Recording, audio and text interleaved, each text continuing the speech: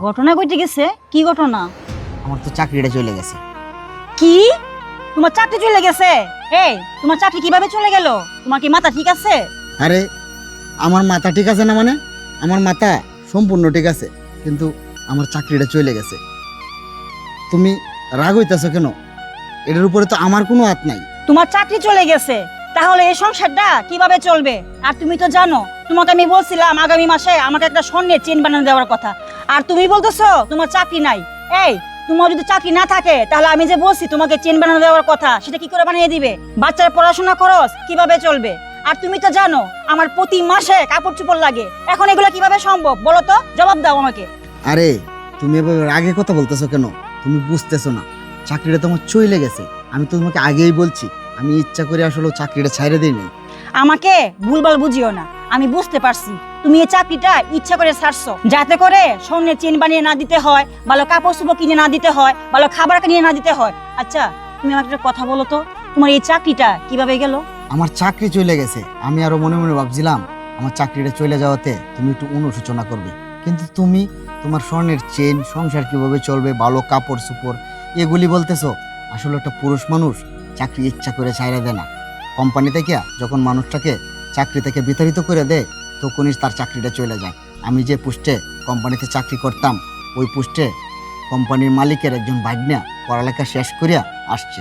মালিকের ভাগ্না লেখাপড়া শেষ করে আসার পর আমি যে পোস্টে চাকরি করতাম, ওই পোস্টে মালিকের ভাগ্নাকে বহাল করে দিছে, আর আমার চাকরিটা চলে গেছে। শোনো, চাকরি চলে গেছে তাতে কি, আমি নয়তো অন্য একটা চাকরি খুঁজবো, নয়তো অন্য একটা কাজ করব, সংসার তো চালাইতেই হবে। হয়তো তোমার বুক বিলাসিতাটা একটু কমাতে হবে। হয়তো স্বর্ণের চেন কিনতে চাইছিলা, ওইটা হয়তো দিতে পারবো না। হয়তো দামি কাপড় কিনতে চাইছিলা, ওইটা হয়তো আমি দিতে পারবো না। কম দামি মোটা কাপড় পরবা, আর মোটা ভাত খেয়ে হয়তো আমরা ভালোই চলবো। আমরা যদি সুখে থাকি, ইচ্ছা করলেই তো আমরা সুখ নিজেরাই আনতে পারি। কারণ সংসারে হয়তো মাসে 30,000 টাকা খরচ হইতো, এখন হয়তো 5,000 টাকা খরচ করে আমরা চলবো। সমস্যা কি? মানুষ 10,000 টাকা বেতন পায়া ভালো সুখে চলতেছে না? আমিও নয়তো কোনোবার না কোনোভাবে 10,000 টাকা কামাই করতে পারলেই তো 5,000 টাকা খরচ করবো, আর 5,000 টাকা থাকবে। জানো, একটা রিক্সাওয়ালা, একটা দিনমজুর মাস শেষে 10,000 টাকা কামাই করে, তারও একটা আয় ব্যয় থাকে। কিন্তু আমি তো 50,000 টাকা মাসে কামাই করেছি এতদিন, কিন্তু আমার তো কোনো আয় নাই। আমার তো সবই চলে গেছে এই সংসারের মাঝে। তে এত টাকা কামাই করে লাভ কি? শোনো, আমি এখন সিদ্ধান্ত নিয়েছি কি জানো, আমি একটা ছোটোখাটো চাকরি করব, নয়তো কোনো একটা কর্ম করব। 10-15,000 টাকা যদি কামাই করতে পারি তাতেই আমার ভালো, কারণ সংসারে আমি এত খরচ করব না। তুমি আর আমি দুজনে মিললে ভালোভাবে সংসারটা চালাবো। হয়তো একটু কষ্ট হবে, সমস্যা কি? তুমি পারবা না? এই শুনো, তোমাকে একটা কথা বলি, মোটা কাপড় আর মোটা ভাত খেয়ে আমি থাকতে পারবো না। তুমি মোটা কাপড় মোটা ভাত খেয়ে তুমি থাকো, আমার পক্ষে এগুলো সম্ভব না। তোমার এগুলো নিয়ে মানানসই, কিন্তু আমার সাথে এগুলি মানানসই না।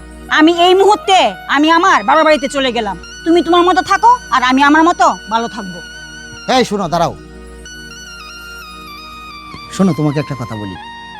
আমার চাকরি চলে যাওয়াতে তুমি আমার সাথে এরকম ব্যবহার করতেছো, অথচ যখন চাকরি ছিল স্যালারিটা তোমার হাতে আইনা তুলে দিতাম। তুমি সংসারের কিভাবে খরচ করতে, কি না করতে, কোনোদিন তোমার কাছ থেকে হিসাব নেই নাই।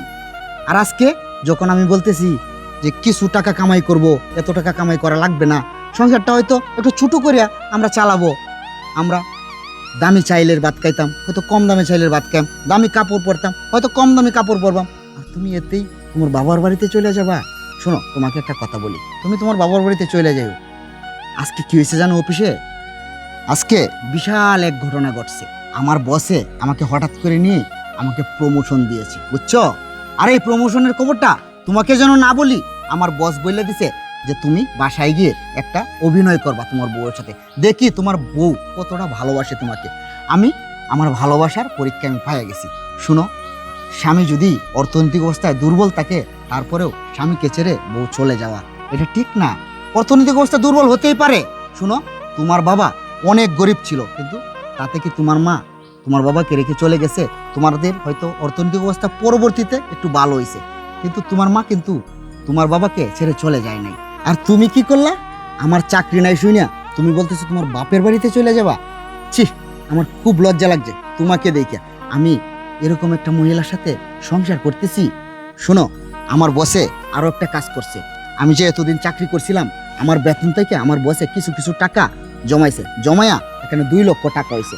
আর এই যে দেখো এখানে আরো 3 লক্ষ টাকা, মোট 5 লক্ষ টাকা আমাকে বসে 3 লক্ষ টাকা অগ্রিম দিয়েছে। আমি যেন আমার বাড়ি ঘর ঠিক করি, তোমার জন্য ভালো কিছু করি, আমার বাচ্চার জন্য একটা ডিপিএস করি। শোনো, আমার বস খুব ভালো মানুষ, কিন্তু বস বলছিল কি জানো, যে তোমাকে পরীক্ষা করতে। আমি তোমাকে পরীক্ষা করে পাইছি, তুমি ভালো মন্দ সব কিছু আমি দেখছি।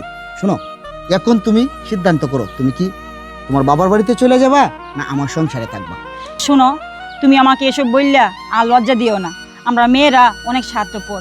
স্বামী যদি একটু আর্থিকভাবে দুর্বল হয়ে যায় তাহলে আমরা বাবার বাড়িতে চলে যেতে চাই। তুমি আমাকে মাফ করে দাও, তোমার সাথে এরকম করাটা আমার ঠিক হয় নাই। আচ্ছা ঠিক আছে, শোনো, মাফ করবো না। পরে তুমি একটা কাজ করো, এই টাকাগুলি নিয়ে ঘরে রাখো, এই ব্যাগটাও নিয়ে যাও, আমি হাত মুখ ধোয়া আইতেছি। আচ্ছা, তাড়াতাড়ি আসো। আচ্ছা।